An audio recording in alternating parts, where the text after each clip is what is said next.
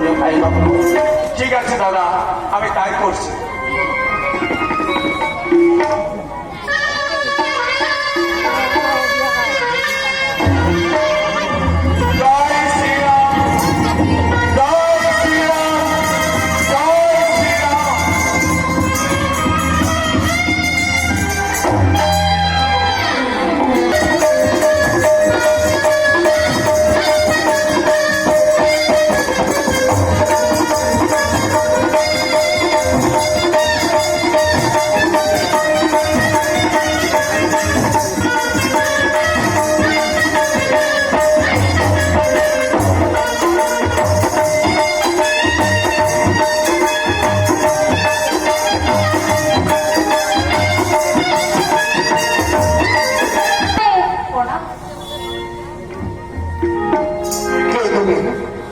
আমাকে প্রণাম করলে? আমি আমি হয়েছি নারী। কেন এসেছো, কেন এসেছো নারী আমার কাছে? পুরুষ, তোমায় দেখে আমি পাগল হয়েছি, আমি তো মুক্ত হয়েছি। আমাকে দেখে তুমি পাগল হয়েছো? হ্যাঁ, আমাকে দেখে তোমার বলে পরিয়ে দেবো বলে। নারী, এই মালা নিয়ে এসেছো আমার বলে তুমি পরিয়ে দেবে? না না নারী না, ওই মালা আমি করতে পারবো না। কেন? হ্যাঁ, আমি তো বিবাহিত, তাই তোমার এই মালা আমি কখনো করতে পারবো না। নারী, দেখতে পাচ্ছ না, দেখতে পাচ্ছ না ওই গাছের নিচে আমার প্রাণের ভাই লক্ষণ বসে আছে? যদি তোমার মালা পরাতে ইচ্ছা হয়, সেই আমার প্রাণের ভাইয়ের কোলে তুমি মালা পরিয়ে দাও। এবার আমি আসি নারী।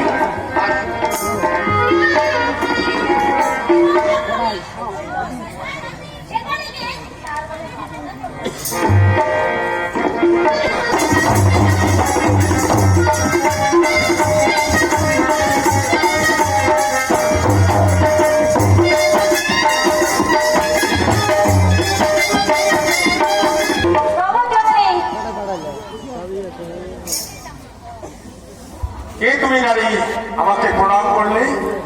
আমি নারী, এই নারী পরিচয় আমার। কিন্তু তুমি এখানে এসেছো কেন? রাজন, তোমার দেখে মুগ্ধ আমি, মুগ্ধ করে নয়ন মনে, তাই তো তোমার বলে এই মালাখানি আমি পরিয়ে দেবো। না না, আমি তোমাকে চিনি না, জানি না, তোমার মাল্যটা আমি গ্রহণ করতে পারবো না।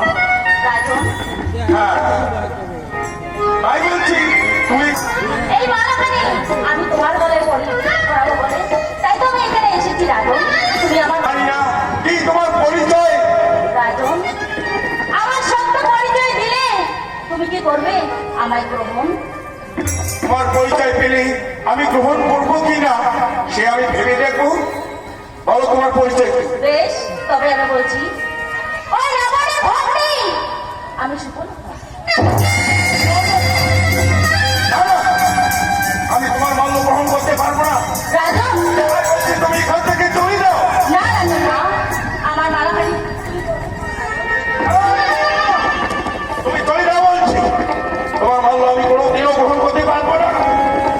রাজন, রাজন, তুমি আমার এই মালাখানি করো। কি হলো, তুমি যাবে কিনা বলছি? না,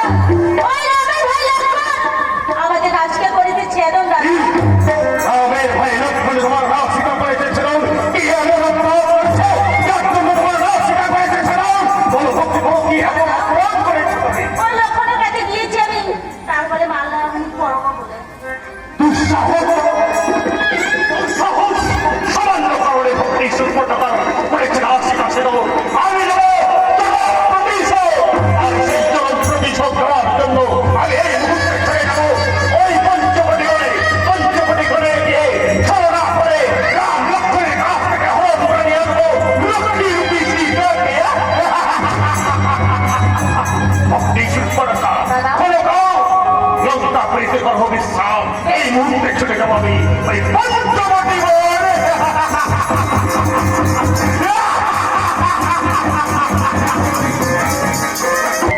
ওম শিবায় নমঃ।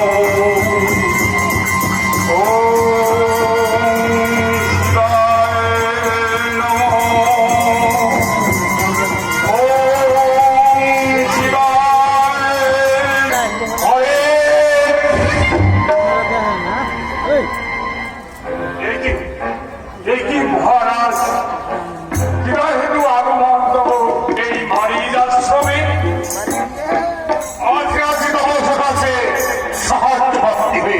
কি সাহায্য মহারাজ? আমি জানি স্বর্গবত্ত পাব দীর্ঘ বলে সর্বশিষ্ট পায়া বিদ্যায় পরদর্শী হবে। তাই তো তোমাকে মায়ার রূপে চালনা করতে হবে ওই রাম লক্ষ্মণকে। কিন্তু মহারাজ আমাকে কি করতে হবে? তুমি হয়তো জানো না বাড়ি ভক্তি শিল্পতা লক্ষ্মণের দেখিয়া রূপ মনোরঞ্জন হইয়াছে তারে প্রেমী প্রদান করতে গিয়েছিল ওই লক্ষ্মণের লক্ষ্মণ করে ভক্তি শিল্পতার নাসিকা করে গেছিল। তাই তো প্রমাণে চলছে আমার দেখো অনুমানিক এই মুহূর্তে তোমাকে আমাকে সহায়তা করতে হবে। এই মুহূর্তে তোমাকে করতে হবে মায়াবী সন্ন্য হরি হিসেবে ছলনা করে ওই কুটির থেকে নাম লক্ষ্মণকে সরে নিয়ে নাও। তারপর ওই ছলনা করে হরণ করে নিয়ে আসবো লক্ষ্মীর দিকে। কিন্তু মহারাজ আমি যে মায়াবিদ্যা করিয়াছি, আমি সন্ন্যাস ধর্ম গ্রহণ করেছি, আমাকে ক্ষমা করে এই কাজ আমার দ্বারা কিছুতে সম্ভব হবে। ভঙ্গন করার অপরাধে আমার আদেশ তুমি পালন করবে কি না?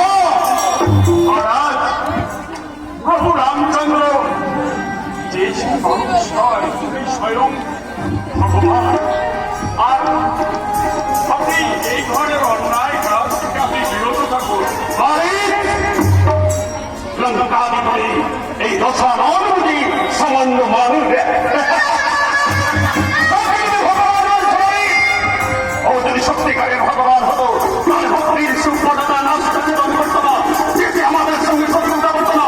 ভুলে যাও না ভক্তি সুপ্রদাতার অপমান তোমার অপমান নয় ভাই, তোমার অপমান হয় না। অর্থাৎ আমি আপনাকে আবার অনুরোধ করে বলছি এই পাপ কর্ম থেকে আপনি বিরত থাকুন।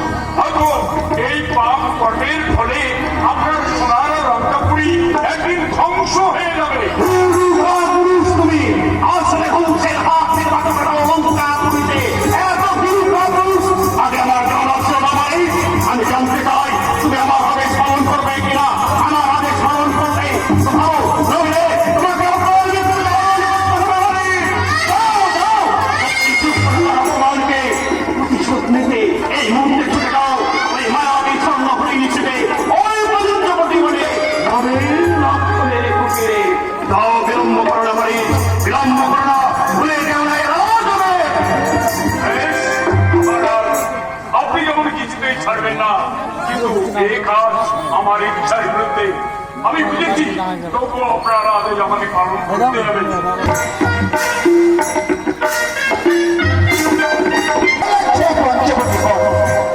দিকে দিকে ভূমি আছে কত শত ফুল, চারিদিকে পাখির কুঞ্জন, খুব সুন্দর লাগছে এই পঞ্চবটী বন, তাই না রে ভাই লক্ষ্মণ? হ্যাঁ দাদা।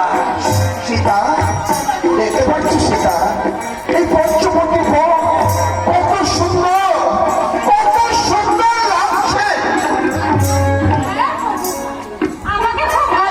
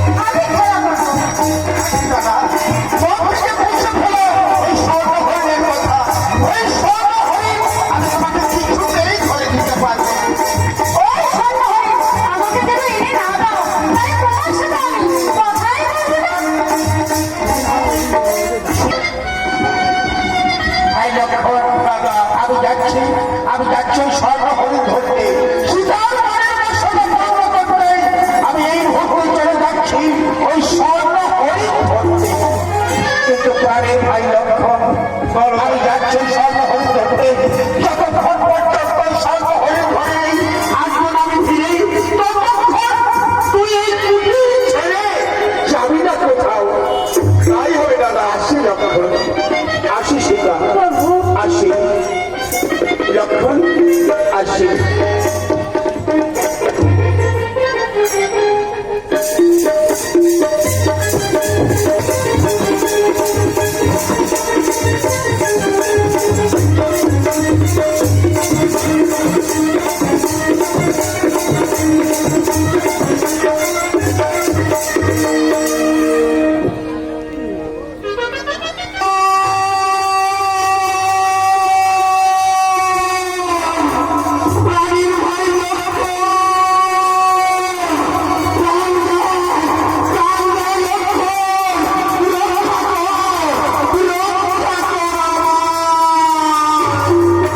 হরে লক্ষণ, দেবী আমার মন বলছে তোমার মনে কোনো বিপদ পড়েছে। শুনেছ তোমার দাদার আত্মনা? যাও ভাই যাও, তোমার দাদাকে তুমি রক্ষা করো ভাই। দেবী মহাবীর রামচন্দ্রের এমন বড় আত্মনাথ হতে পারে না দেবী, এই নিশ্চয় কোনো কাতুরি। লক্ষণ,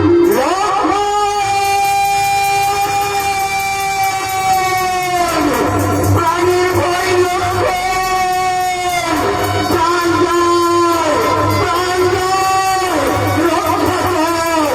রক্ষা কর আমায়। ভাই লক্ষণ, তুমি শুনতে পাচ্ছ তোমার দাদার আত্মনা? যাও ভাই যাও, তোমার দাদাকে তুমি রক্ষা করো ভাই। দেবী এই আমার দাদার আত্মনাথ হতে পারে না, এই নিশ্চয় কোনো ছলনা দেবী। লক্ষণ, আমি তোমার কোনো কথাই শুনতে চাই না। যাও, তোমার দাদাকে তুমি রক্ষা করো। যাও ভাই, তোমার দাদাকে তুমি রক্ষা করো। দেবী আপনি বিশ্বাস করুন, এই বড় আত্মনাথ আমার দাদার হতে পারে না।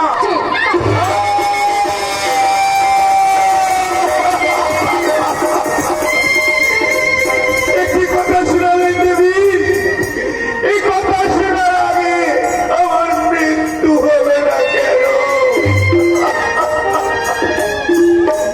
বেশ, আমি তাই করছি দেবী।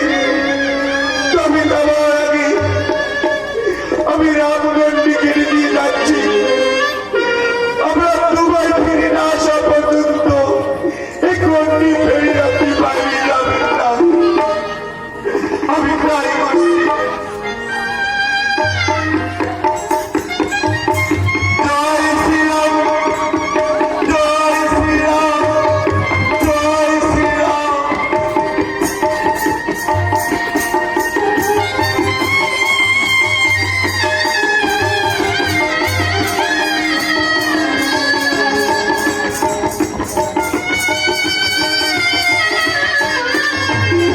আমি আসছি দেবী।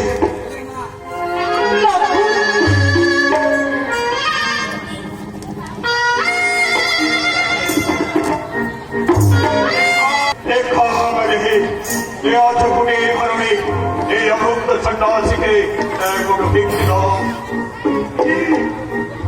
ব্রহ্মগণ্ডী